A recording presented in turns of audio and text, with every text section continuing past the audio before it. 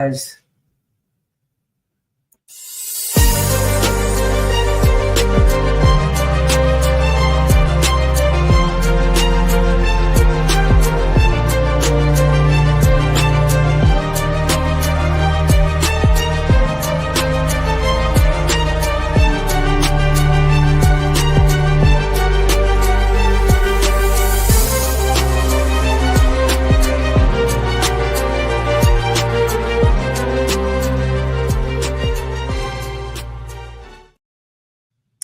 Welcome, everybody. My name is Ida Prad.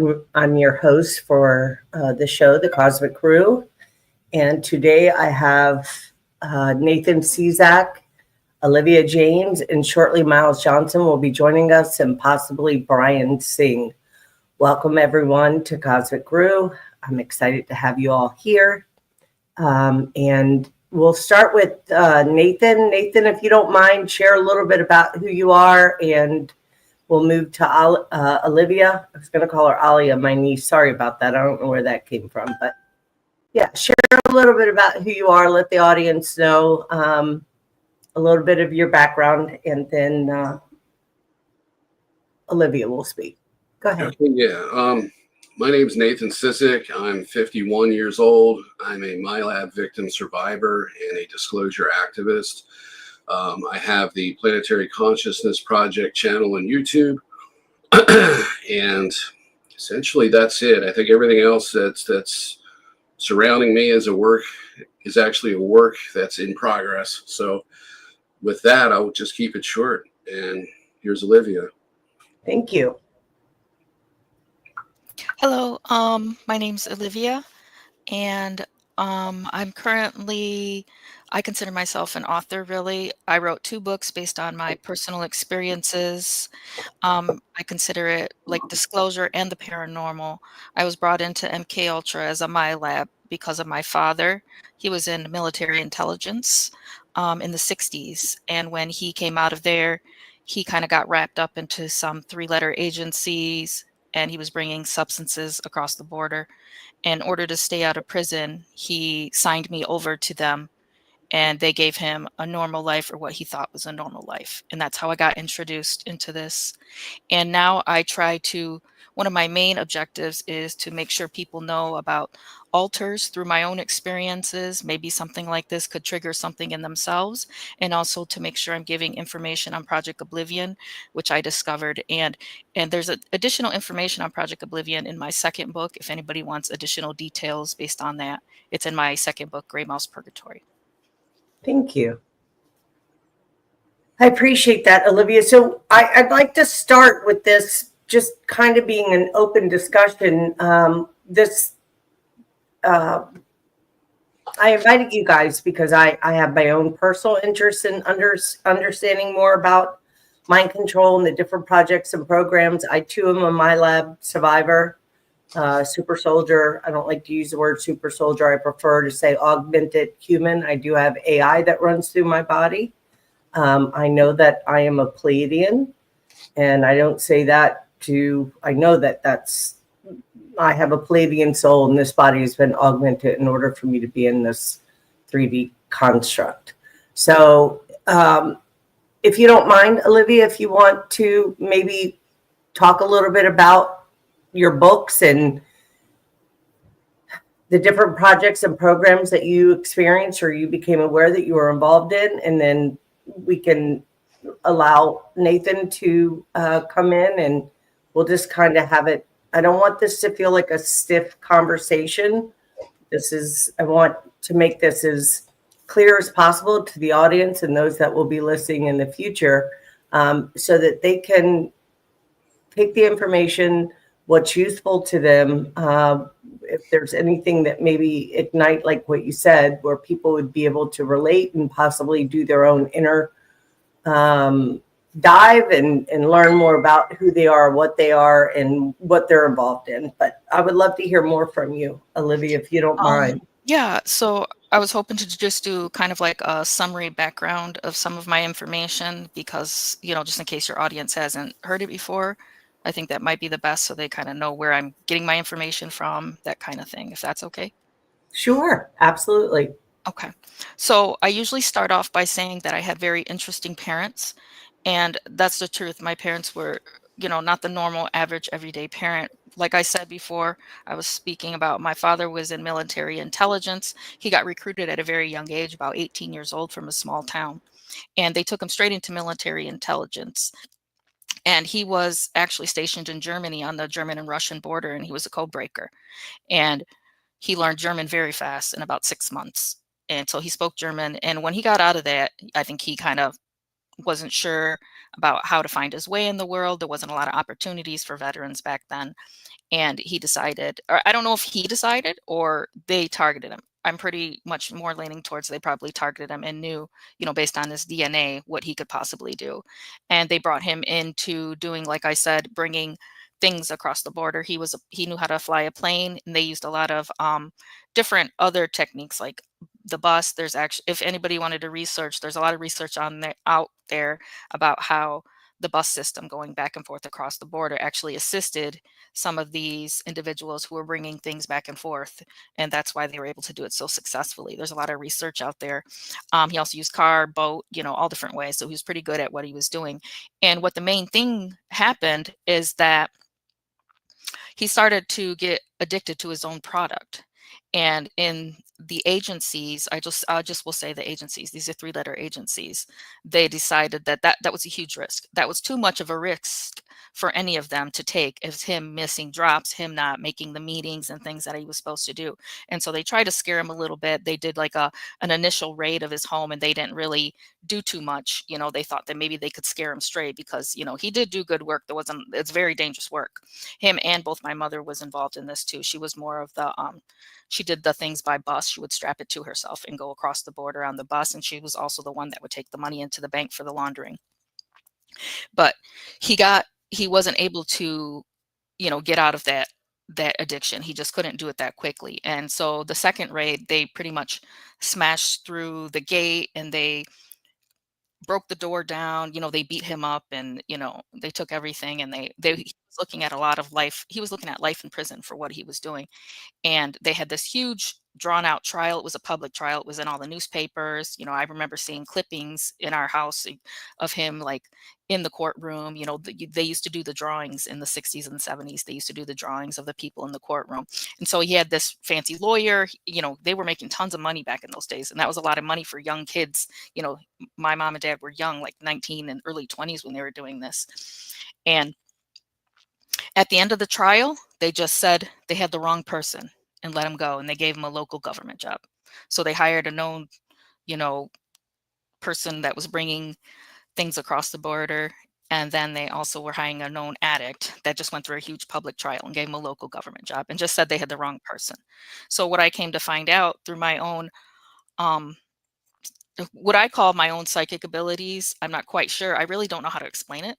I'm able to do something, and it was something that was just brought out in me when I started to do hypnotic regression. It was something that I didn't know I could do. And I went so far deep, I was able to allow my body to be an open portal for other things to come through and speak through it. And one thing that came through was my father.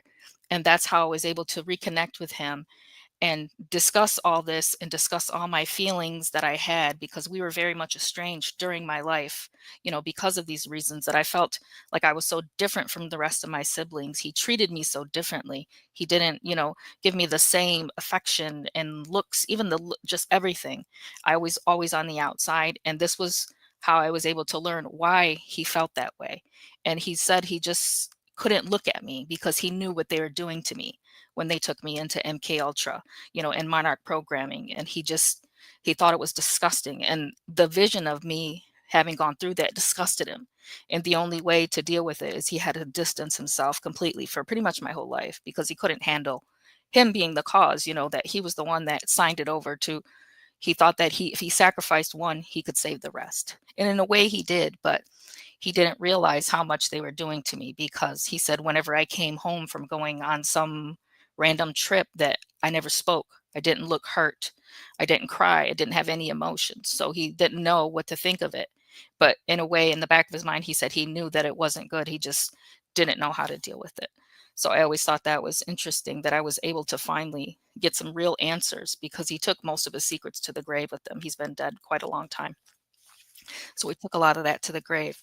But I wanted to talk a little bit about what happened when I got to, um, when I finally was taken into the program, which was right around 6 or 7. I usually say right around 7 as a summary age. And I was taken to a psychiatric hospital on the East Coast, and it's no longer open. But the place where I was taken to, I find it really interesting that the main programmer there was a psychiatrist who was a woman.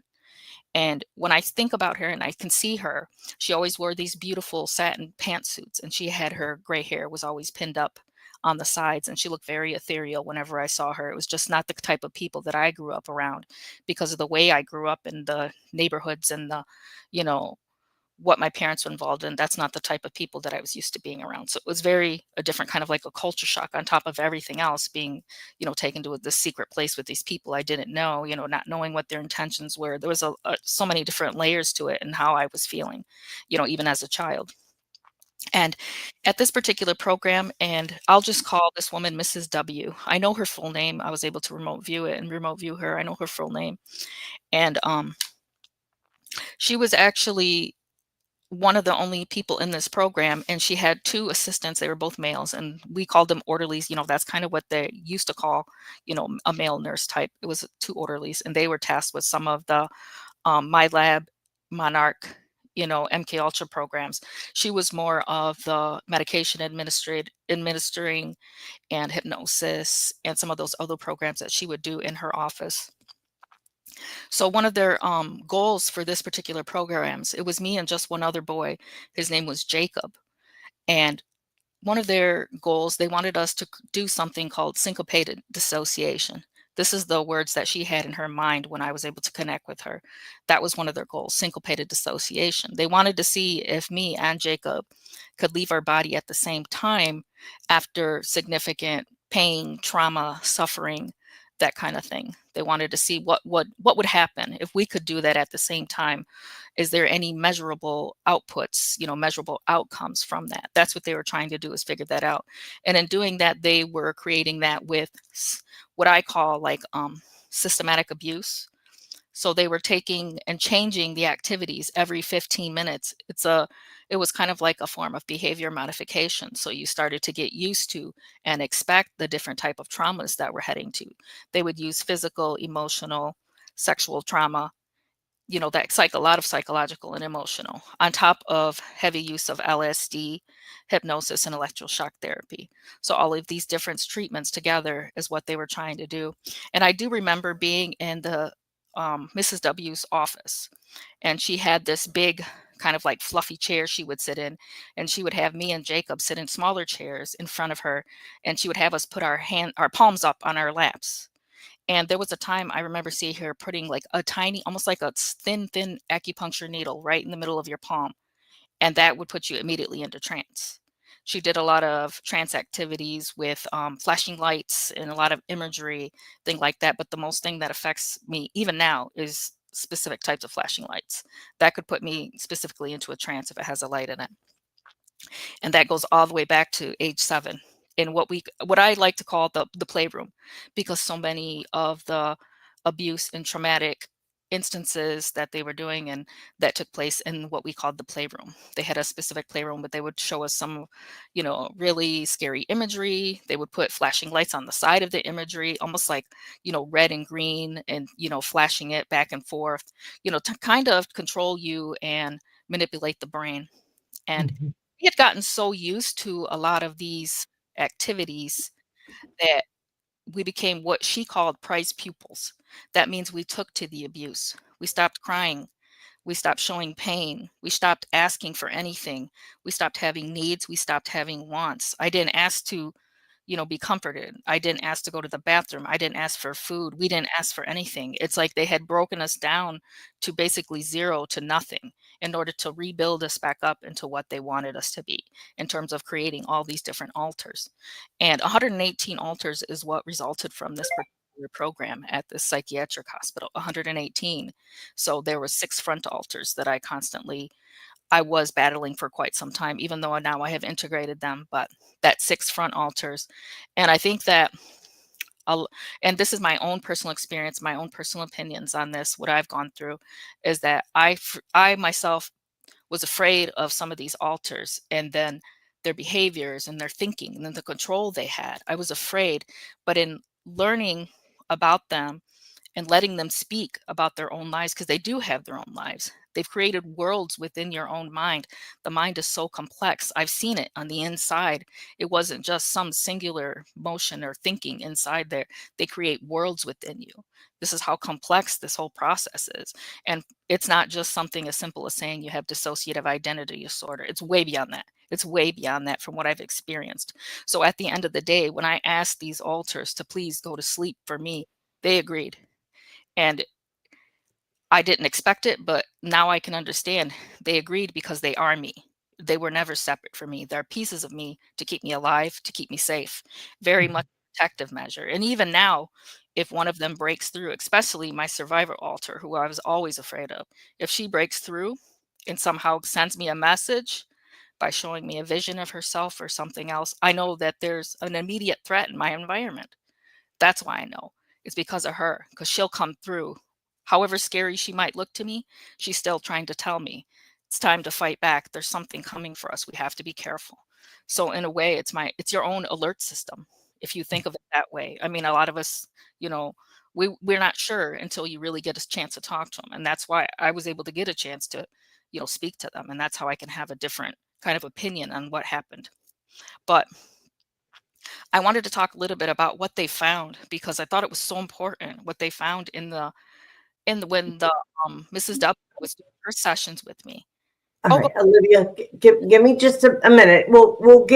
I would love to hear more. Absolutely. Sure. I think we all are fascinated with what you have to say. Let's give the other guests a little bit of time to Sure, I'm so sorry. hear, and then Nathan, well, first off, Miles, welcome. Thank you for joining us. Yeah. Okay. Nathan, do you want to share a little bit? Does any of what Olivia shared thus far resonate with you, or are you familiar with it? Absolutely. I just want to say hi to Miles real quick. I'm the guy that handed you your hat at one of the presentations. Your hat fell off the chair.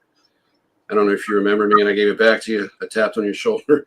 I just wanted to say hello. It's great to meet you. Don't talk about the Area 51 hat. That's embarrassing. I didn't even know what was on it. Miles has quite a sense of humor, guys. So just I have the shirt, so yeah. He has the hat. I have the shirt. Okay. What's his shirt say today? It's a big festival on. We had a Sasquatch walking through the thing today. I saw that on Facebook earlier. Did you? And Miles, say hello to Olivia. Hello, Olivia. Yeah. Hello. This is just to let you guys know the kind of thing that we've been going on in here. Yeah, I saw your post. I love it. Yeah, but the public don't realize that we got Sasquatch walking around the Barge Inn in Honey Street, the Crop Circle pub, and that this is happening right now. The idea that somebody walking around in a mask with two people inside it is just nonsense. Okay, Olivia, what you're talking about is really serious. I'm very interested in what you got to say, and I look forward to talking to you later. Sure, thank you. Okay. Nathan? Yeah, it is. My situation started, from what I understand, multiple lifetimes ago. I was already in military, I was already a my lab well before this lifetime started. This whole thing started with me. I have a soul transference memory where it started out. I was in a room of it was like a white light, and that was to obfuscate the surroundings. And I had that memory since I was a child, and I wasn't very clear on what it was. It was kind of made to be a sort of like a heavenly, sort of memory. And then over the course of my life, when I was younger, around 5 to 6, I started having the usual night frights and experiences where I'd have nightmares where there would be something in the room, and I would hop up out of bed and I would try to run out of the room and I'd be frozen in my spot. I had repeated dreams of a military base which are actually memories coming through, which later made sense. And for the most part, I have been getting voice to skull since I was a child. I have a memory of about when I was about a year old, and actually may have been shortly before that, actually. My memories go back to when I was really, really young. So I can remember what I was eating when I was an infant, foods I didn't like, things I didn't like in the environment, and experiences that I had. But I had voice to skull back then. And this is before, the patents were issued for the microwave stuff, which is old tech. They use much more advanced technology than that now. But I've had these experiences all of my life, and I had what you would call an engineered awakening. So I had a false spiritual awakening, which took place, which led me to go down a lot of, the wrong way for the most part. And later on in my life, I realized, because I was in, full denial over what was happening, I realized that I wasn't a contactee. I wasn't just somebody who was having random psychic experiences. I was a military MyLab victim, and this took place around 2019 to 2020, at which point I was heavily targeted after that, even though prior to that I'd already been heavily targeted. So they had kind of set me up for a suppression sort of methodology, if you want to call it that, or a suppression program. So over the course of my life, I managed to overcome this. And I also managed to figure out how they do this to people and what they use and how they use these things against them. So what I've been doing now is attempting to organize that information and to present it to the public in a manner that can help other people overcome the same kind of psychological warfare tactics and all of the rest of it that they're going through. Because I've lost friends in this community, and right now, I'm speaking to several people who have been severely targeted, and there's really nobody out there who's actually willing to spend hours and hours with them to help them through this. So, by helping them, I help myself as well, and I help the community, and that's what I'm here to do. And so for the most part, my story isn't like most people, because I don't have the elaborate MyLab memories. Most of what's happened to me has happened to me in the here and now as a result of these programs. I went down the alter integration route for a few years, and I did make a lot of progress. I did manage to partially integrate with one alter, but it was mainly for psychic self-defense purposes. And what I figured out was, or what I found out was, is that I have a very strong oversoul connection. So intuitively, after I went down the alter integration route, I realized that I wasn't making the progress that other people were making, because I had to go a different route. I had to go to the oversoul integration path, which is something that seemingly very few people actually do in this community, because they want to know what happened to them. They feel violated, and they want to know, which is obvious, and that's... Sorry, what is it, oversoul? I don't know. I haven't heard that term before. Oversoul would be like a higher self, but it's a little bit different. What I've realized is that what we consider to be our oversoul, which is kind of like a network of selves, is actually a whole version of ourself outside of a type of simulation that we're in.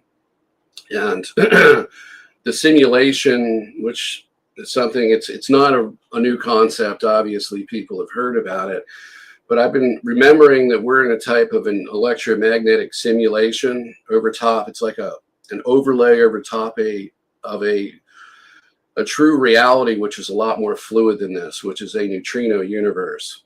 So we come from a very fluid reality, and we're in a very rigid reality right now. And through that recognition, I was able to, connect with that other side of myself. So rather than actually trying to get psychic abilities from, say, like alters, for example, that are under program control, I was able to go around that to get something more, I would say, like, and I was able to get access to some abilities without the corruption, because the handlers weren't able to access me at that point.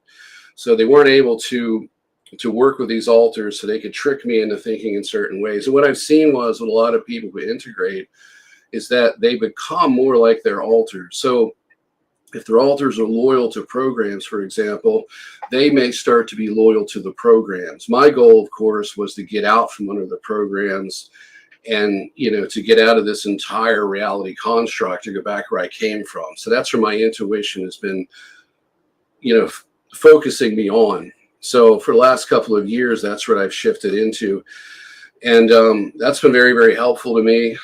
And so that's what I'm focused on helping others do, which is actually, in my opinion, this will give them the ability to get out of this reality, to actually go home to where their soul belongs and to integrate with their oversoul, which is their whole self outside of this EM simulation construct. So for some people, that's a new concept. And, for others, it's eerily similar, I would say eerily familiar. But it makes me somewhat of an anomaly in the overall community. I hope to get to the point where I can remember more about what I was used for. From what I understand, I was more of an experiment. I don't believe that I was fully actually used in all of these military programs. I think that what happened to me is that they realized that they had an anomaly where they couldn't force me to do things. They couldn't completely take control over me. And I believe that has to do with the oversoul connection. So that's why I've leaned in the direction I am. And I've also had a lot of, I would say, very positive results of this, because I've been able to shield myself from a lot of the targeting that I've been put through. So I've been put through, a full spectrum of it. From alien love bites to twin flame scenarios, all of the different new age stuff was used on me. Voice to skull, obviously. I've been hit multiple times with, directed energy. I've had my dreams hacked. I've been programmed while I'm sleeping to alter my behaviors. And these are all things that I had to figure out and find strategies to fight against. So that's where I've been focused, is more or less, I've been in survival mode. So when I say that I'm a MyLab survivor, it's absolutely true. I'm more in the survival aspect of this than the overall disclosure aspect when it comes to talking about programs, because what I lack in that area, I make up for in the other areas. So that's pretty much a synopsis of me, or a summary, if you will. Do you have any questions? I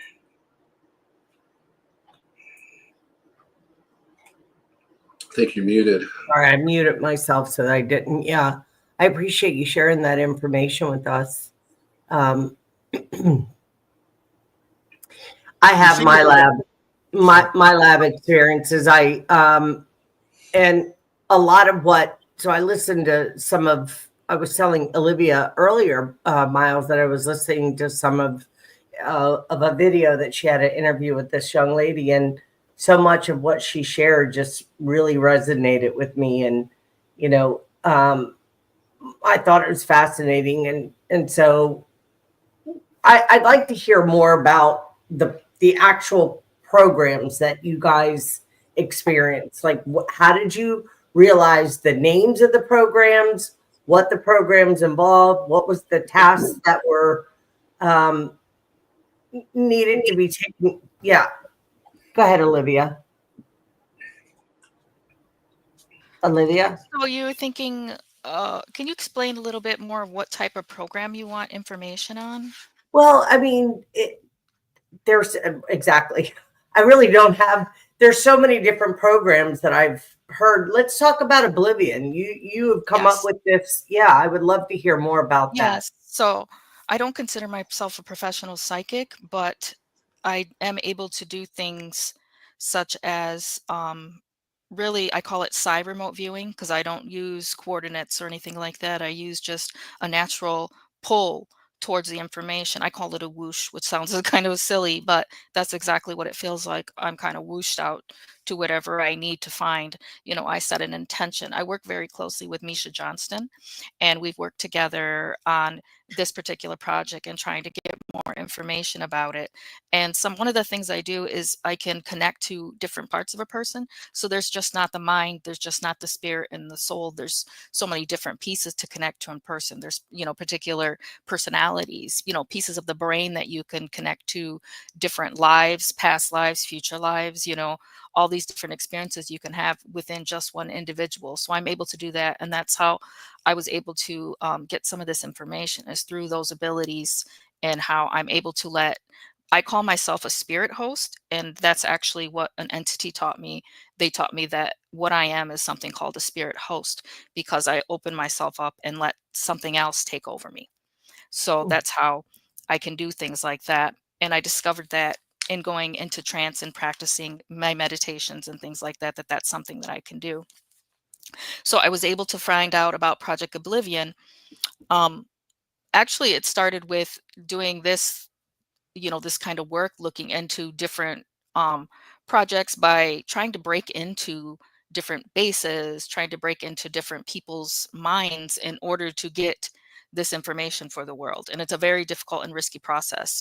Some of the times, most recently, I've had a little bit of pushback from other remote viewers that are watching me while I'm, looking for them, kind of thing. It's very interesting how that has happened now. They've kind of been able to figure out that I can do this, that I'm someone that can do this. And now pretty much a lot of the times I'm doing a session, I see somebody, watching me. But Project Oblivion, I found out by connecting to one of the handlers of a handler division. And, when I get into somebody like this, I don't try to judge the feeling of the person, because that's not the space I'm at when I'm doing it. I'm definitely connected to the most highest self. That's where I get my abilities from. And I don't want to say that they're evil or good. I don't have that opinion of it. It's just what is right now. And they really do feel in their minds that, they have the power, they have the control over us, and they have been tasked with monitoring, controlling.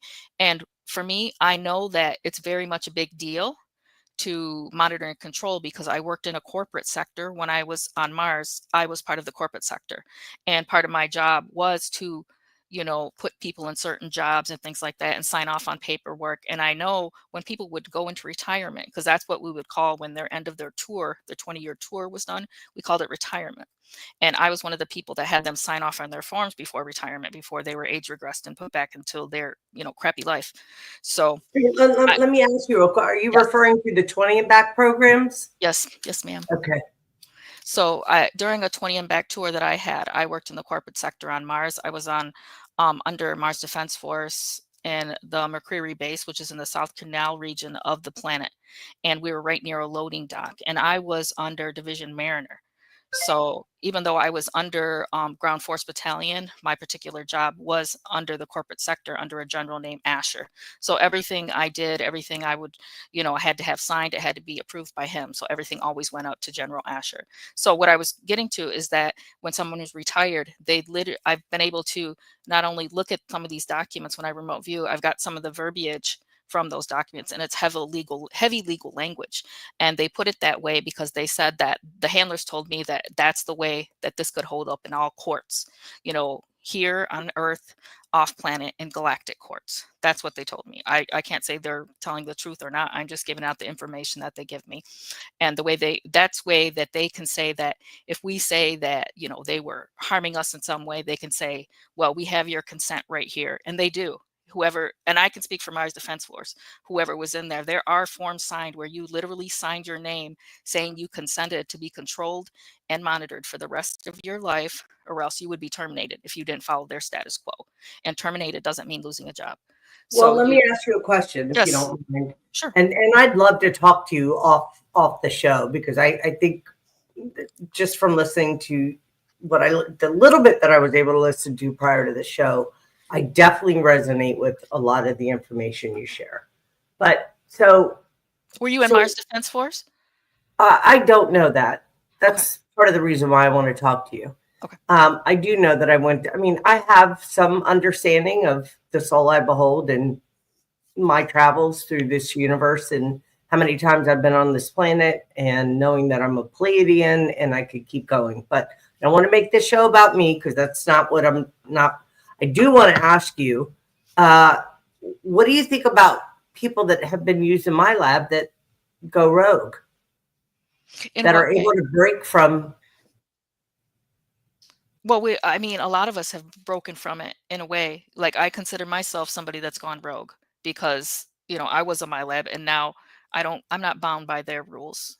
And actually, there are some of the mercenary companies. This happened to me in 2022. They are coming back around and they are offering these weak little contracts with just like a little sum of money. They think that it can entice you to, join them, because what they've told me is that since they're not, I'm not saying that they've totally eliminated trauma-based mind control, but they're more heavily leaning towards chemical processing in order to create the same results. But what I've learned from them is that they said it doesn't exactly create the same result as when some of us older folks were in the trauma-based mind control. So they want some of these older, assets that are no longer active to possibly be some type of trainer for them, and they're offering some money. So just say no, whoever's getting an offer, it's not worth it. Whatever situation you're in, it creates like another long-standing contract, in a way like that. So yeah, I appreciate that. I definitely won't be money doesn't move me. It never has. And So, me either. They offered it to me yeah. and I said, no, thank you. It's not, I'm not doing this for that. Yeah. Yeah, I appreciate you, Olivia. I really do. I mean, I've just recently come across your information. Nathan recommended that I reach out to you. I had Nathan on, and I was just, for whatever reason, I don't usually take this deep of an interest in somebody. I think there's a lot that can be learned from you and remembered, should I say. So, and I think it's fantastic that you work with Nisha Johnston. I think she's amazing and what she's doing to help. Yes. Yeah. So, Miles, do you have any questions for Olivia or Nathan? Do you want to join in on this conversation? Well, I mean, I think I've been hit with the Oblivion program myself because a long series of friends over the last 2 years have all just go boom, boom, one after each other. Yes, and they said the major target, the Project Oblivion, the handlers told me the major target is podcasters. For first, other than my labs, the major target is podcasters, because you all are giving us and not to scare anybody, but it's just the truth. That's what they told me, is because you're giving us a platform and this information is getting out to the world. It's waking people up, no matter what, obviously we have, a lot of work to do, but at the same time, people are waking up every day to the reality of this. And Project Oblivion, the handlers, they said that's a huge threat to them, because, people that were in the MyLab programs are one of the biggest threats to disclosure that from disclosure that they see. Because if people really start to believe us, it will change the world. And they said they absolutely have to stop us dead in our tracks, and they're willing to do anything. Project Oblivion was given the green light as a standalone project to do this. It's to target those of us who are speaking out. Maybe some people aren't feeling the effect of it, and that's great. And I thought I wasn't feeling the effect of it until literally last month, and they're pretty much trying to take everything from me. And I know it's them. I know what they're trying to do because of the work I'm doing. I really don't talk about my own targeting too much. It's just because I want to be able to handle it, by myself. I don't want to have to put it on anyone. But it is real. It's happening. I've seen it myself. Yeah. And they told me ahead of time when I very first started to get memories. One of the very first D2K messages I ever had, they said, if you come any closer, we'll take everything from you. And they weren't lying. We can't take this as a joke that they're just, threatening us. They're sneaky enough to make it seem like it's part of your normal everyday processing when targeting happens to you. Even the illnesses that we get and the targeting of the body, they make it seem like it's a normal. Well, I've got news for them. Everything they do to us will happen to everything they own, and that's precious. It'll backfire the whole lot. To all their families, infrastructures, everything that they have, what they do to us will be similarly destroyed by their own actions. And we'll just destroying it now. I've had at least 5 women, all subtly like bowling balls, one after another, and the common thread is Max Spears. Yeah. And since just before the conference, I was hit with a so-called a close friend I've known for 35 odd years, and she was briefed just before that against Max Spears, that he was just a drunk and all that sort of stuff.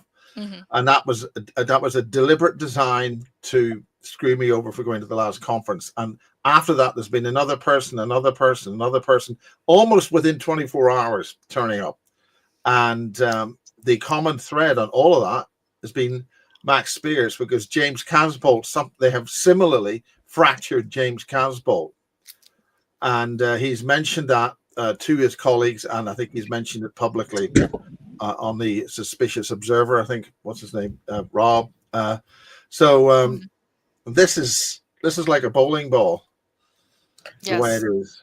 And they said that it's not gonna stop, because I was able to, in one of my sessions. Okay, so this is very important information. There's another group called the Olympia group. So I was able, during a session I was doing, I was able to connect to someone, and I hardly ever talk about like time travel. I wasn't at Montauk, so I don't really get into a lot of the time travel things. But in this particular experience, it didn't matter. This experience was real. I was taken to a base, and what they said, they told me that the base cannot be named right now, and the general, he couldn't give his name right now. He said it's not allowed yet. But he said they have been waiting so long for me to be able to wake up and to do this in order to bring this message back to the world. They said they've waited forever for me to get myself together enough where I could do that. And I agree with them, because it did take me a long time to get myself into a place where I could be able to do this and to give it to people instead of just, using it for myself. I could give it to people. I had to be comfortable with that decision, because it's very risky. And, there's a lot of, whether people don't believe it, or there's so many risks taken in order for us to give this information to the world. But he said that's my mission, and I was to come back and do this. And the general, he said he's about 12 to 15 years in the future. And he said it's bleak. He said the situation is bleak, right? And that's that time. He said we've pretty much on the losing end of this world, about this battle for the world. And he said one of the main things is that we have to protect the Olympia group. And I said, well, who is that? And he told me that Olympia group is a group of children. They're about, I don't know, like 10, 11-ish to about 19 right now. So kids, they came and volunteered to come all at the same time, and they're called Group Olympia. And why they're important in the future, he said, is that they're the ones that are going to be able to turn the tides of this revolution for us. Because they're hackers. They're the computer kids that we all know and love nowadays. The kids with their face in the computer, their brains are like computers. They're special, So he said, because the future, all the wars are fought with technology. It's not boots on the ground, hand-to-hand combat anymore. It's technology. He said these kids will be able to turn the tides of the war more towards our side of the revolution. But it's looking very bleak, he said, because where he's at, he said oblivion still reigns. That's what he told me. He said there is still oblivion in his time, and that's still 12 years in the future. That's why I'm glad we were able to talk about this now. And we looked kind of at like timelines with him and probabilities. And, I've had some other energies enter my session, different types of beings. And, they gave me a timeline probability of about 38% that would happen. I mean, it's not a super low number. It's not a super high number, but it's enough for us to make sure we pay attention to the fact that there possibly is a revolution on the horizon for whatever's happening now. We might have no control over our lives at that point in 15 years. And these Olympia kids are what's going to help us. So his message was for us, whoever's involved in the disclosure movement, he said, in our time, I'm to come back. He said the mouse is to go back and tell the story. I came back here to tell people our mission and disclosure is to build a network here, maintain the network, and protect the Olympia group. That was his 3 things he told us to do.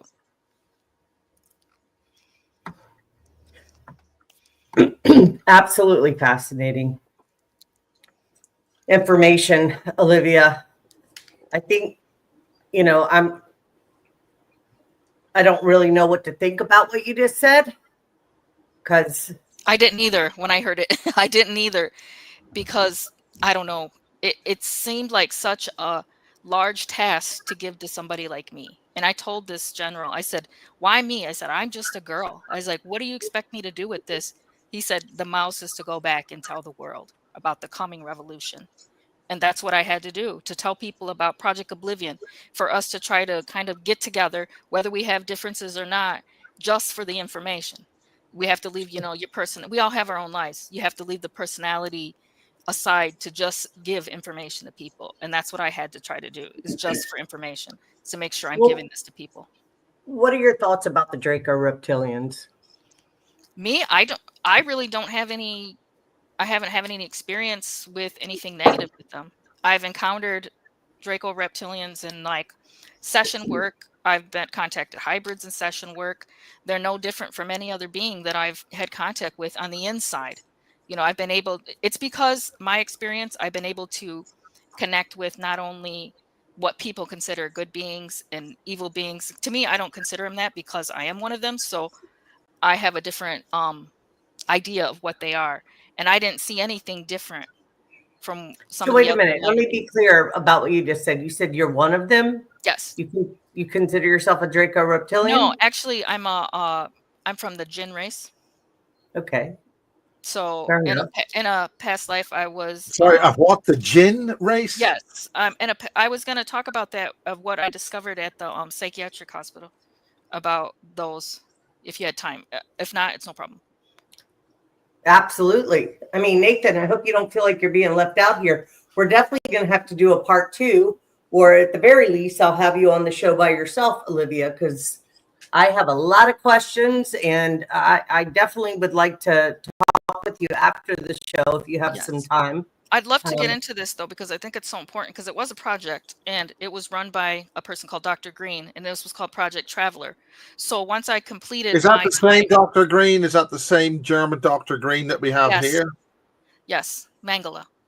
So I was taken into a program by this person, Dr. Green. I didn't know him by that name. I called him Dr. Green. When I saw him, he was very elderly, very frail, probably like, looked like he was like in his 80s or 90s. I don't know. Yeah, 'Cause I well, was he just would a be at kid. the age now. Yeah. I was only 7 when this happened. So I was sent by Mrs. W out to his office, and he had kind of like this really nice neutral office, you know, a lot of browns and greens furniture, you know, kind of like that, like early 70s kind of look to his office. But I only say that because I'm trying to connect to the memory of it. And sorry if I give too many details. It's just like I'm trying to connect to the memory of it. And so I was in his office, and, you know, at that point I had been so heavily mind controlled. I didn't speak, I didn't talk. I was sitting on the chair, and he had 2 people in his office, and it was looked like they were brother and sister, because they had kind of like it looked like they had an albino condition. And he told them to, you know, kind of give me an exam. And they were like opening my eyes, opening my ears and my mouth. And when they finally looked inside my mouth, they told Dr. Green, they said, yes, we can see the thing inside her. And so that's when Dr. Green put me into this program called Project Traveler. And this particular project was an occult project. And I'm sorry to let people know that our government is involved in some occult projects. That just is what it is. And what they wanted me to do is, well, for one thing, they were wrong. They were wrong about what they saw. They thought that I was possessed. They thought I had some type of entity attachment. That wasn't the case. What actually they were seeing is something that was within me, and it had been there for a really long time, because it was me. And it was from one of my past lives that they were witnessing is something inside me. Because the thing was dark energy, they thought it was separate from me because I was just a little girl. But that thing is inside you. I mean, I don't know anybody that can erase past lives. If you can, and if you wanted to, that's on you. But it's just from what I am, and it was just an experience that I had chosen. You know, with my abilities, I've been able to see myself go to the in-between place, actually choosing things. So it was really, I think I have a little bit of a different idea than from other people. You know, I don't consider myself to be trapped in a soul or anything like that, because I'm able to see different things. But what I wanted to talk about is some of the reasons why they chose me. And I think a lot of people are being chosen unknowingly by their past lives, and they don't really know. So when I was in Mrs. W's office and she put me in a trance, and I know that was easy for her to do it, because it's easy for me to do it now. All I have to do is go into trance with the count to 10, and I can access my own past lives and be there as a witness to something that's happening. So if I could do that now, I know I probably could have done it as a child. And she was able to see some of those lies. And that's why some of those lies became important, and not just in terms of what they could use it for, but in how they tortured me. They would use some of the same things that happened to me in those lives in terms of like a death or something, and they would double seal it and double traumatize me with it by using that particular thing in, you know, the systematic abuse that they were doing in the playroom. So one of the lives I had, I was in about the 1300s. It was Italy, and I had lost my husband. I had two small children, and I was something what people would consider a medium. And I was, giving information to people, to other women. They would bring me, what do you call that? Barter. They would bring me vegetables and things for my house, and I would, let them speak to lost loved ones and things like that, similar to what I can do now, a medium. And so one day the Inquisition came to town, and they came to my house. They came and they punched me in the face. Somebody must have told them what I was doing, and they dragged me off in a wagon, and they took me to a dungeon, and where they tortured me for a really long time.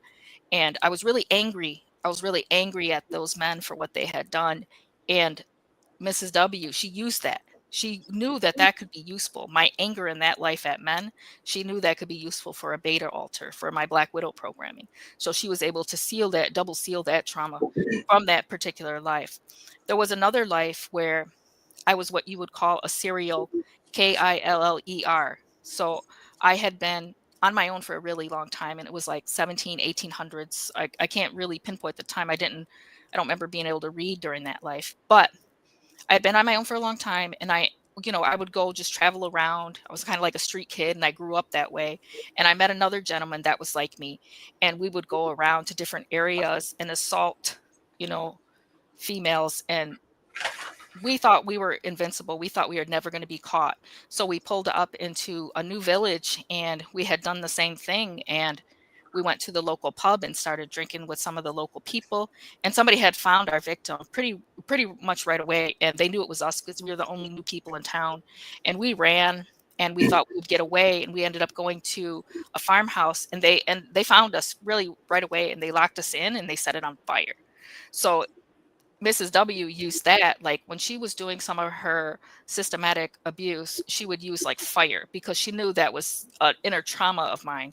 Fire. If you put because I was burned alive in that life, she would put your hand toward fire, or some kind of fire would be implemented into some of their processes. Another life I had was, it was an ancient, I believe, I don't know if it was Egypt, but there was sand everywhere, and there was pyramids. So I only can think of it as like an Egyptian thing. So there was sand everywhere. And if I'm looking far in the distance, I can see a being standing kind of like on top of a pyramid. And this being is huge. And we called them the dog people. In that life, I was male, and I was what you would be considered like a slave.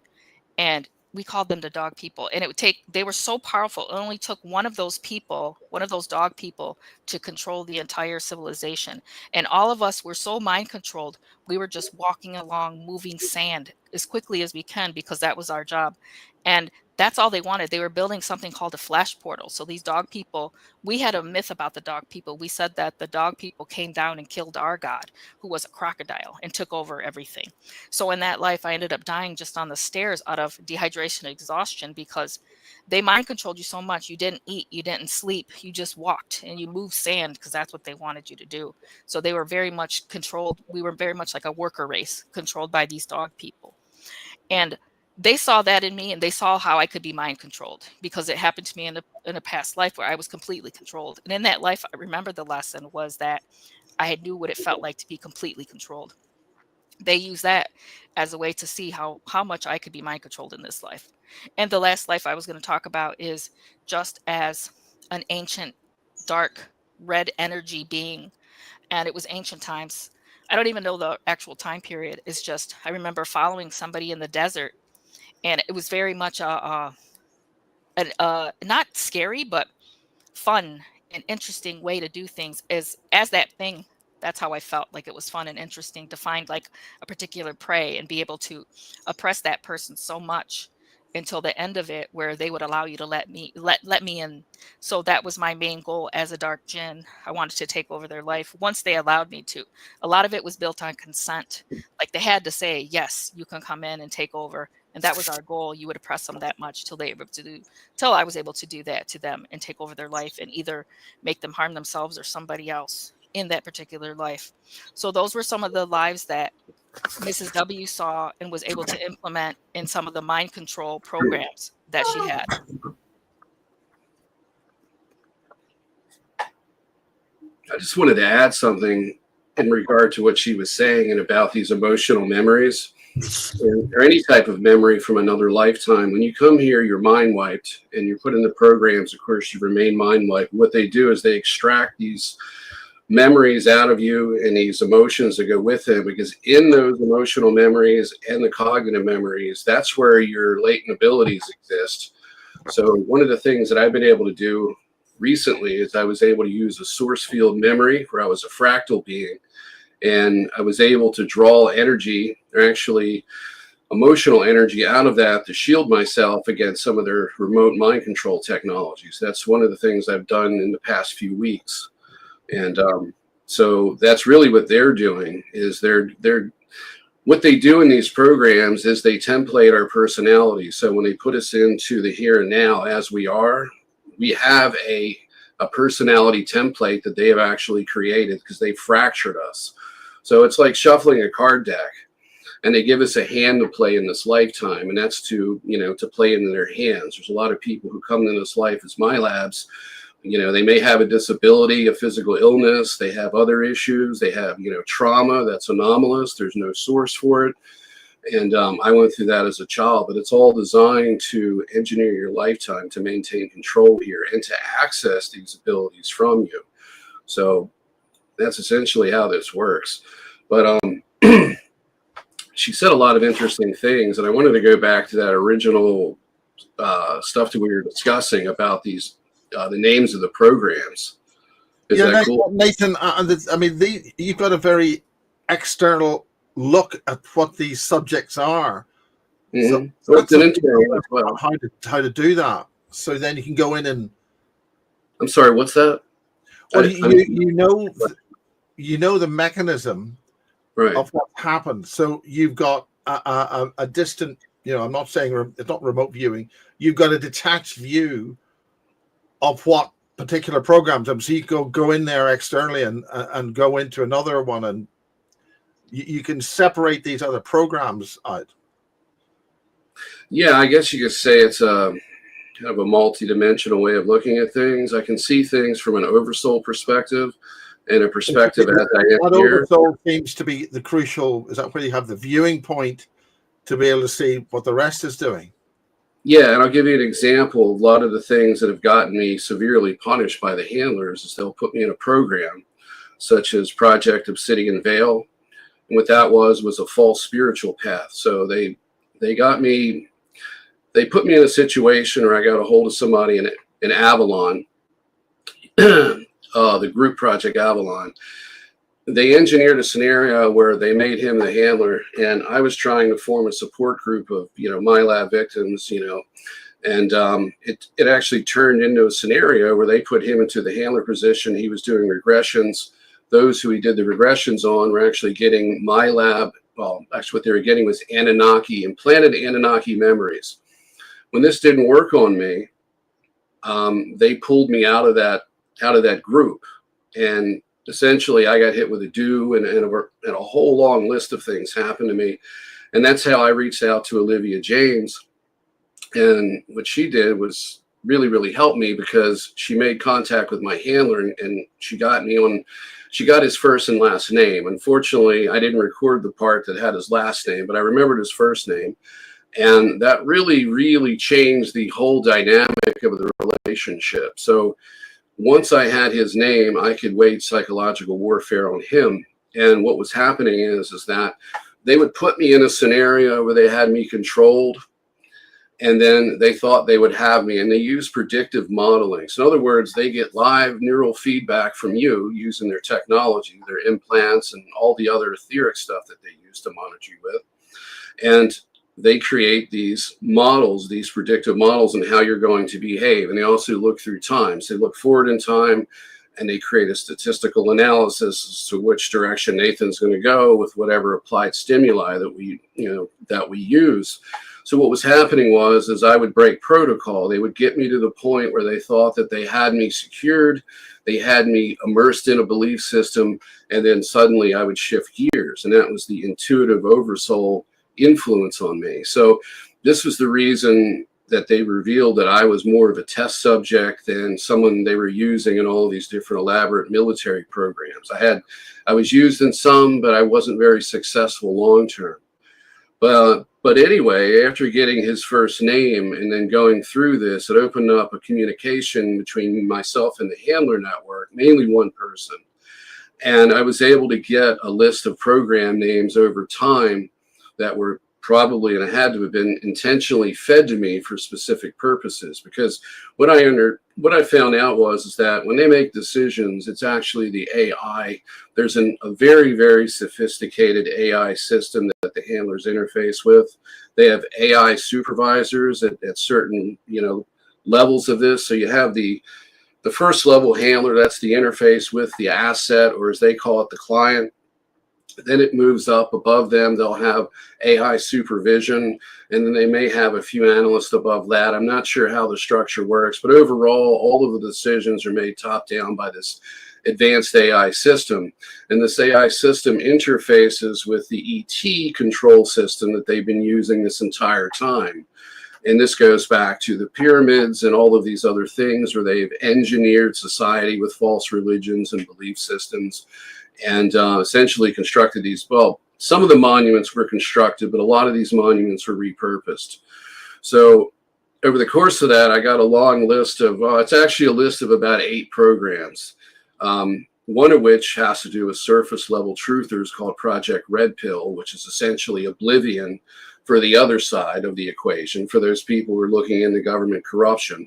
And you can see the infighting that they go through. It's identical to what we're going through. But what they don't realize, because they don't have that psychic intuition and they don't have the knowledge base that we're working from as experiencers, is that there is a very high-tech system of remote mind control that uses scalar and EM waves from satellite arrays, as well as, and this is mainly for us, for assets, they have a program where they make a clone of you, and they have a whole assortment of clones that they keep in storage. And these are for high-end, high-level assets that need extra containment, measures. So you would have the EM scalar wave version, and then you would have this other version where they make a clone of you. The clone is a comatose state. It's not fully conscious. It's alive, and that's about it. And then they connect that clone to you with a tether, a synthetic tether that you could say it's on the astral. And then they emit a scalar wave through that connection between you and the clone, at which point it's a higher level degree of control than you can get with EM scalar broadcast. The inner voice feels more organic. It feels more like your own. The intuition feels more like your own. And they can induce visions, and you can have spiritual experiences, much like the other tech, but in a much more realistic manner. And there's no proper way in the physical 3D to shield yourself from this, because you're not dealing with electromagnetic fields. They can't hit you with a dew with this technology, but they can destroy tissue. And they can make you sick, and they can control your physiology, and they can control your cognitive abilities and override your intuition. So, but anyway, I got a series of sub-programs that I believe are under the Oblivion umbrella. And I think Oblivion is larger than what a lot of people think. They think it's just an offensive type of system that tries to shut down our disclosure. I think it's more than that. I think it's a false awakening. I think it's been in other forms since the 50s. I think it's evolved into Oblivion, and there's a long list of subset programs that plug into Oblivion. And I think that the New Age, I think that we've been kind of fed a false awakening to where we are fed New Age, a New Age belief system that's plugged full of traps. And there isn't Sorry, Nathan, the New Age thing is absolute baloney. Right, and it's been merged with the MyLab testimonies. And where could I ask what you think of the current Atlas fiasco? Well, it's interesting you bring that up, because what I found was, and this is through interaction with the handlers, as well as using AI to try to figure this out, artificial intelligence, is that Atlas, the name Atlas, and this is just a coincidence, but Atlas is the name of the AI interface that the handlers use. So when I heard Olivia, because I was on Ericsson's Surface Air Radio show just this past Wednesday, he mentioned like Olivia talking about, I think, the Olympia group versus Atlas. It made perfect sense from my perspective because Atlas is the handler network, and that's what we're really fighting against. We're fighting against these handlers who are attacking these children that are growing up now. They're going to be the next, generation of disclosure. And we're the current generation, and, we're dealing with it right now. But as far as the Atlas, that object in space, I think it's a probe. I don't know who's behind it.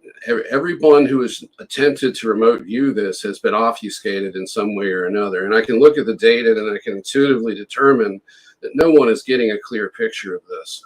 My gut feeling is it's part of a debris field which is going to hit the whole planet as it did in the old days. Well, anything that takes place like that is going to be orchestrated through the extraterrestrials. I'm sorry, 26,000 years, and with that comes with a lot of particles, and that's what's going around the sun. But I mean, well, if you listen to Michael Salla and George Cavallis, George Cavallis seems to think that these are, I don't know what he called them, colonels, sergeants. I forgot the name he used of these beings that he's in contact with. That it's part of the disclosure movement. I've got an instant. I've got a bullshit alarm coming up with this whole thing. I really do. That's what I got too. So you're not alone in that. And they're using this as energy harvesting, obviously. And there's a lot of people profiting from ad revenue and things, and everybody's scaring one another about it. But I honestly think it's going to go. It's just going to go through like Oumuamua, and that's it. Exactly. But the point is that's a big object followed by a bigger one. So therefore, I'm looking at it that there's maybe more to come. No alien invasion and all that crap. And they're going to use that at this critical time. And is tonight the full moon thing? Yeah. Full moon in Pisces. This has got bullshit alarm written across it. And I'm sorry, Kerry Cassidy has fallen for it. And I've had words with her about the person she's involved with, who's trusting. He comes up with word salad, techno-babble word salad. And I don't want to say much more than that. I don't want to slag off Kerry, but I really, it's coming real. I've got a fundamental feeling this is baloney, bullshit alarms. Well, I'm going to be observing and watching for some time and intuiting and tapping in myself. I haven't really given it a whole lot of focus other than watching the interview that George Cavallis did. Now I know George Cavallis. I do hold him in high esteem, Miles. I think he's done great work in sharing information that's been helpful to the degree of those that are able to really, I don't know what the word I want to use is, relate to the information that he's sharing. I don't agree with everything from anybody ever, because I listen and I process through my own body and my own heart. More importantly, John Walston. I had a chat with John Walston. He's the guy who's taken all these pictures of the close Earth object stuff over like 15, 20 years. He's saying it's some kind of ship. Regular rate. It's getting access to. Look, they can barely see the bloody thing.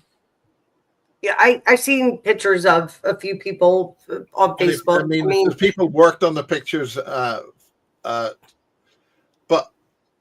if you get rid of the initial shine that you get, the high brightness shine, and get that down, you're getting other things. But look, I have got a very bad feeling about this being a load of bullshit on that. That's my personal. Okay, but what's the point of it being a load of bullshit? So it's to scare everybody. They want to start a whole psyop within 18 months and do Project Bluebeam. That's one of the things that I hate this word. Project Bluebeam was something that was mentioned by an English civil servant called Ralph Noyes, who was in British MOD in early 1990s.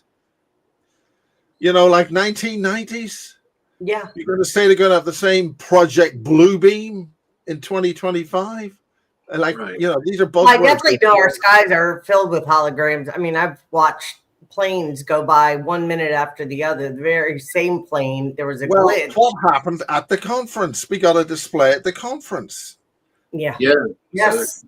And the picture I saw of the helicopter was not the picture that you sent. You sent a picture of a helicopter, Ida. But what I saw was a big old-fashioned Hergé's Adventures of Tintin helicopter in black. Interesting. That flew over the conference. And it's not the first time conferences have had things fly outside just to sort of give us a bit of a go, a bit of amusement, or somebody's blowing whistles. Well, you know something. I'm sorry. Go ahead, Nathan. Why those mind control programs that you're talking about are all part of what we're talking about. I mean, a long time ago, I come up with independently my own system. It was called Reality Management System, RMS. Right now, I think it's just been released at the Pentagon. And remember, the Pentagon are real bosom buddies with the CIA, and the CIA are real bosom buddies with the Pentagon because they're all fighting for America and they love each other. Yeah. Now, somebody may have a different opinion about that, Ida. But Olivia, what do you have to say about the point is, in Washington, they came up with this department called Perception Management. Right. But what the hell do you think that's all about? Right. That's right. Well, that's how they can. I've said it for years and I'll continue to say it. It's look over here. No, look over there. No, look over here. Right. Everybody thinks they know, especially these people that have these big platforms. And I'm not referring to you, Miles. I'm saying there are some in the alternative media that I know are CIA assets, high assets, and manipulating and controlling the narrative to the best of their ability with their followers and hoping that they gain more. And it is definitely manipulating the perception of what's really going on. And I think there's so much going on and so many different programs running that it's really hard to grasp the full understanding. My role in broadcasting is where I found out I knew I could years ago on pirate radio that they had telepathic directly within the broadcast signal, AM radio. Sure. Yeah. And I've talked to a couple of other people coming to my conference at the no, that's just one I've got hanging around there. I love it. We've got 11 or 12 of those. That's the one I've just got to hand. Right. Did you get the Eventbrite link connected and all that? I need to start sharing it out, Miles. No, you just go to basistv.org. Okay. There. I'll do that. We're not using Eventbrite. Eventbrite's a pile of crap. We're using Ticket Tailor. And we're already selling tickets. Well, I'll be the point over 2K in December, everyone. I'm trying to get the artwork out. Trying to get the artwork from these volunteers. Okay. Right, that's what. The point is, let's be bloody point here. The bloody point is that Nathan, whose interests would it be to throw a lot of women at me, which are close friends? 135 years in, I've known as personal. I've known that she's been getting briefings. I pretended not to notice. It's the one hit that they don't like. They're all hitting on Max Spears. One who just tried bringing some pussycats in. I've had six cats in the house, right? Mm-hmm. With a very nice lady who's very well able to turn turtle and put the. Anyway, we don't want to say anything about that. But the bottom line is, when she walked out the door, it was still Max Spears. Mm. What does Max Spears' death, me profiting from it, because I knew he was murdered and he was killed twice. 9 years after his death, they're still trying to hammer anybody who disturbs their narrative on this. Mm-hmm. And now we got the same situation. I didn't know he was murdered twice, but I definitely know that he was murdered. Yeah, but without a doubt. The point is, you've been trying to get a contact with James Casbolt. He's in sort of trying to recover, but he's more than aware that he's been fractured. Yeah, I could tell he's been fractured. You could tell with his last interview he wasn't himself. Yeah, well, he's actually told his personal friends within the group, shall we say, that he's not the same person he was before. So he's got a present conscious mind which is able to tell his friends he's not the same person. I believe that. I can pick that up when I first start listening to him, and I think it's for the better. I think it's for the better.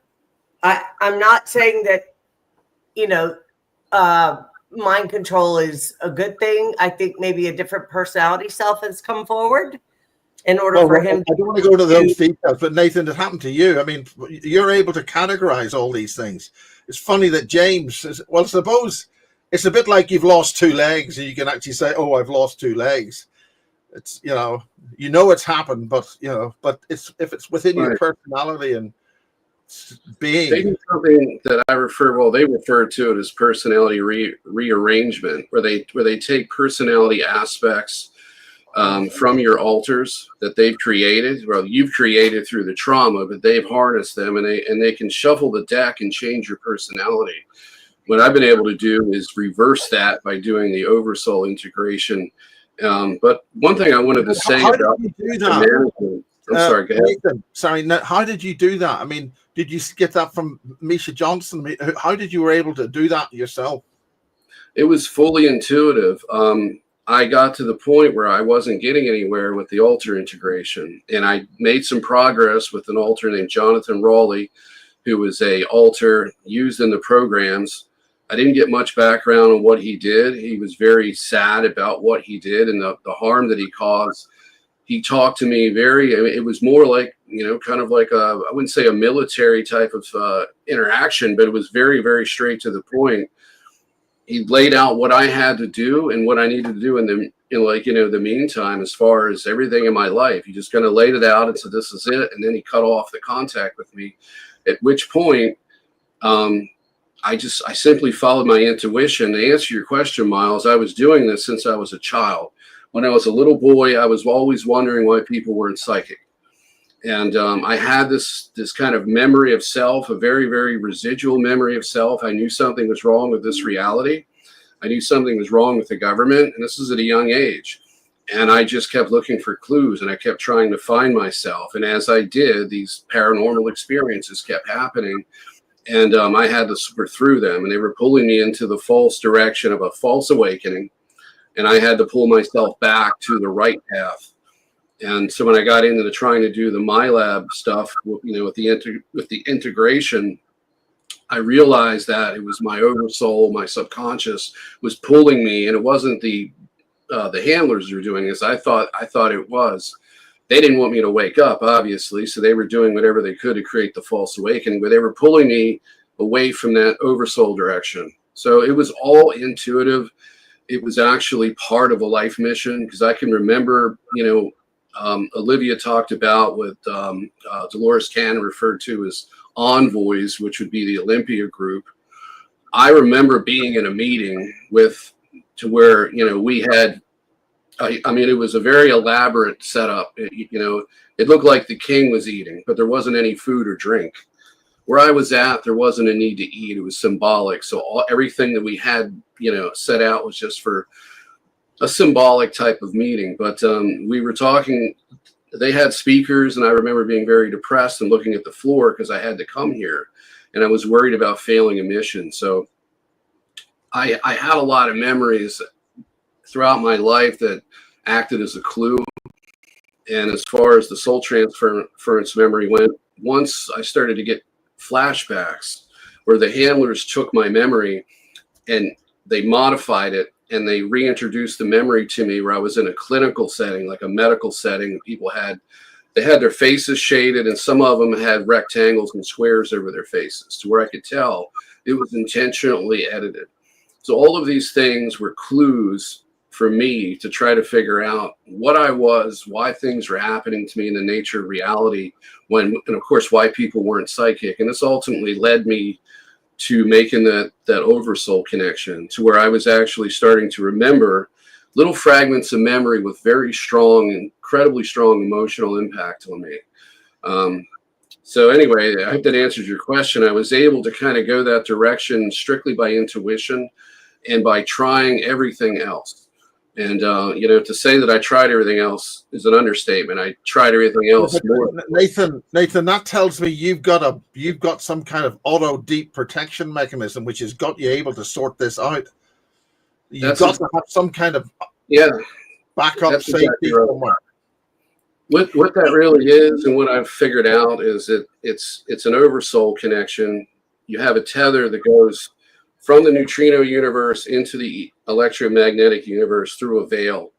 If you can maintain that connection, you can get a pure intuition that's not obfuscated by transdimensional AI and handlers and this whole network. That's because it's not in this domain, for want of a better term.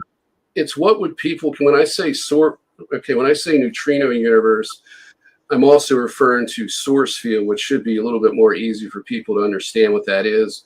That would be what people would consider to be the heaven that they conceptualize in their mind, a more fluid reality. But what's happened is essentially, with the soul recycling system, is when people attempt to go back there, they wind up being recycled. And the MyLab Handler program has asset retrieval teams when you die who will actually come after you. And they will give you a much, much higher degree of highly deceptive stimuli to get you to go into the tunnel. This includes implants that'll redirect you to where if you think you're going to go home, you're actually going right back into their hands.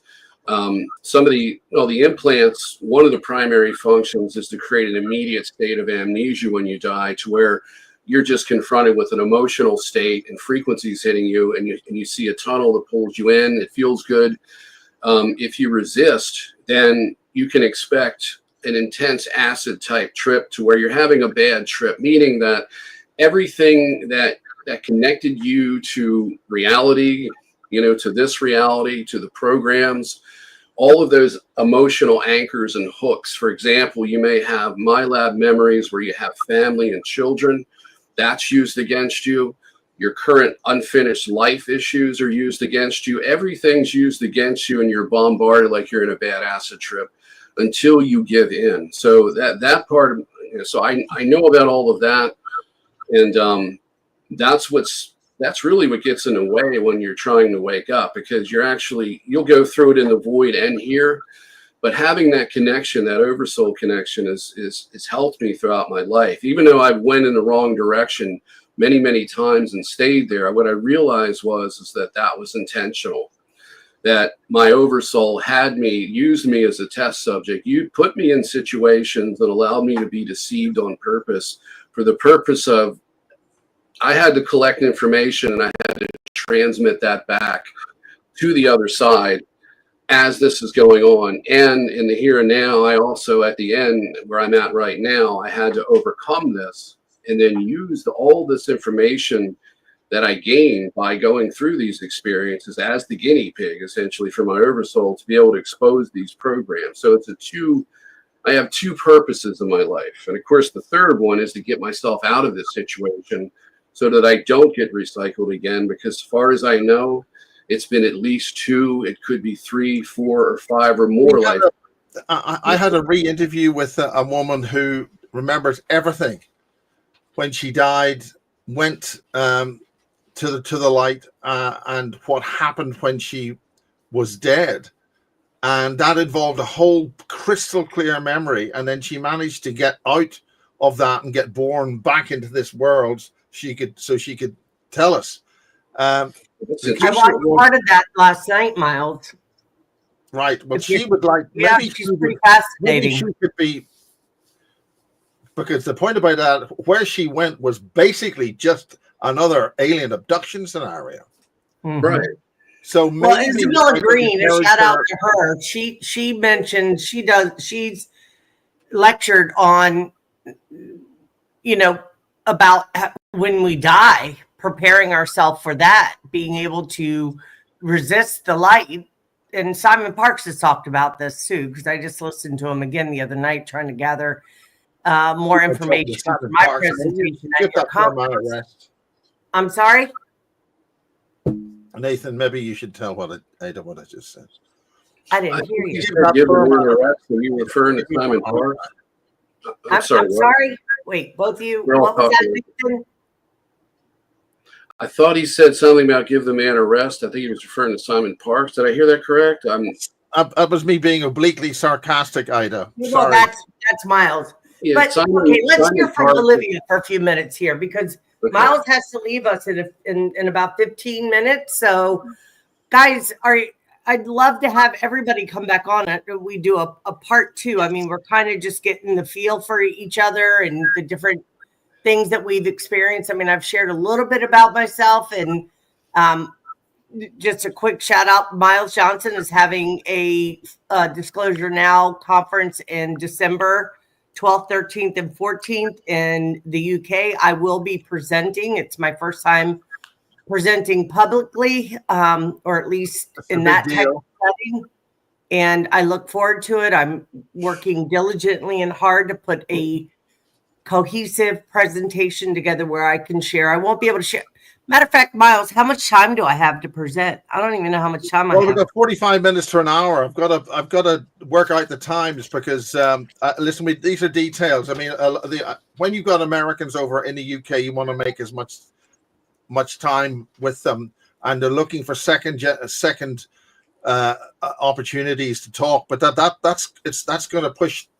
We know there's only so many hours in the day, so we're just working. Hopefully, I get 60 and not 45. But anyways, and if not, I'm coming back for the part 2. So, Nathan, what soul family do you believe you're, or where do you believe you're from in the multiverse? What's your origin? Okay. I'm sorry? The source field outside the EM universe construct. Okay, but what was your first lifetime in a physical body? Do you know? The only lifetime, I would say the first lifetime that I can remember, I was a fractal being.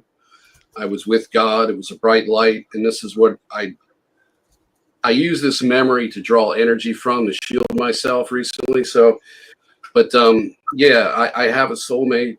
She lives in Australia, and we're not together, obviously, but you don't identify with any off-world. I'm sorry? I remember the creation of her soul. So that would be the first thing that I remembered. I mean, I don't know if that was my original memory, but it had a very, very intense emotional meaning to me, which is why I was able to use this as a shielding mechanism, because it links me right back to where I come from and actually helps me integrate into who I used to be. But as far as who I was, I've pretty much probably been everything you can possibly imagine for eons of time. So but I don't have that ET connection. And as far as a family connection, as far as a lineage, I don't feel connected to that. I used to feel connected to that because they were creating what I refer to as a false identity overlay. That's when I had simulated false ET contact with a military handler using technology, voice to skull and the whole thing. And it has a lot to do with the programs that I was exposed to, that I was in the here and now, which, I have a list of here. And so that essentially gave me this false identity overlay. And when they can create a false identity overlay with somebody, it's a way of engineering consent and gaining control. So if you don't know yourself, false consent, though, Nathan, it's false consent because it's consent through deception. Exactly, and that's the engineering aspect of it. Because that's not going to protect them from any bloody karma or any other damn thing. No, it's not. These creatures, these things, are going to understand their game is up. They're going to take. I agree with you, Miles. Let's let Olivia has been very kind and patient. Listening to all of us. Olivia, is there anything that you want to share before we're going to close this out in about 15 minutes? And I just wanted to say that my information, I don't get it from AI. Project Olympia Group is not connected to Dolores Cannon. I'm the original source material for Project Oblivion. It's in my second book, page 136, if anybody wanted additional details. So is the Olympia Group. I was going to say I have a different experience, and it's just because of my abilities. I don't feel a disconnect. I was able to let source energy speak through me. I even have it dictated in my first book. So I just have a different experience of that, especially as being a jinn. I've had, a long time being a dark entity.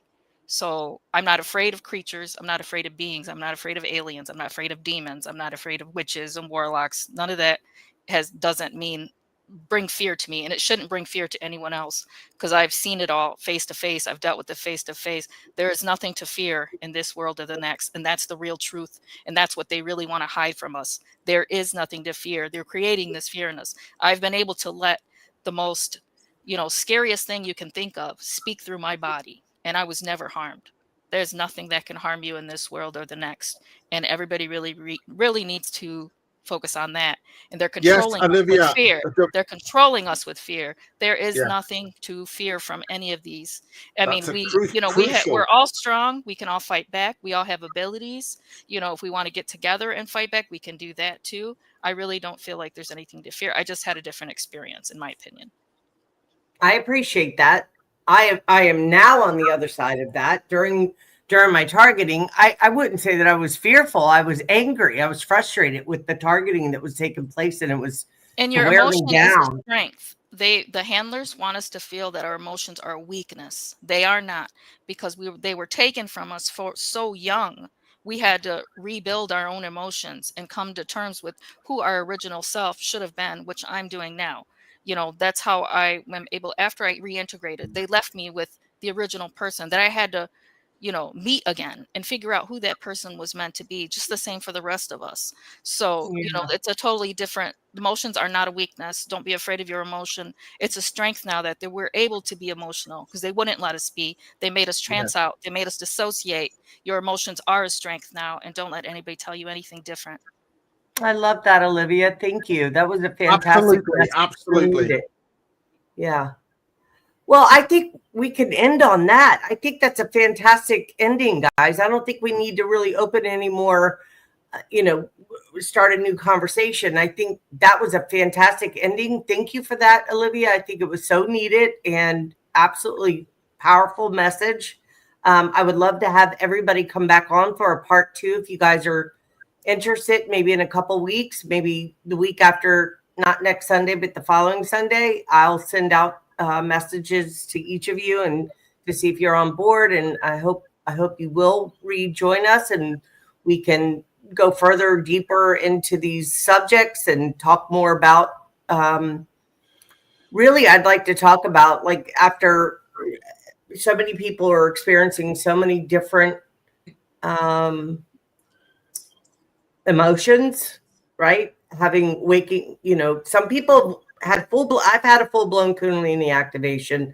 I became aware of a lot of things, and I was severely targeted for many reasons I won't get into right now, but I have really had to sit with myself. And I'll tell you, for 3 to 4 years, there was this long, dark night of the soul, because I was so angry at what had happened to me or what I experienced and the targeting and so forth. And I finally gotten to a place where I've been able to integrate a lot of that and realize,